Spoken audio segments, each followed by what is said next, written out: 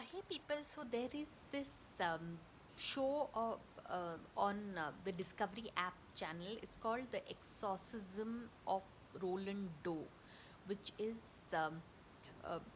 which it was who is a 13-year-old boy on whom loosely the movie The Exorcist was based. Except that in Exorcist it was a little girl shown, right? But in real life it was Roland Doe, a 13-year-old boy who had these possessions and all. So I know off late I'm watching a lot of these freaky, and that too I stayed up like half the night watching it. Some of these shows are like very addictive. Yeah, once you start watching, you need to.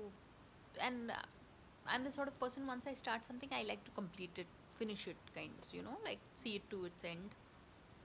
So yeah, the I don't even want to speak much about it because it is so freaky and creepy and all. But those of y'all who get a kick out of watching all these horror type shows, you'll have to download the Discovery app because that will give you a glimpse into America.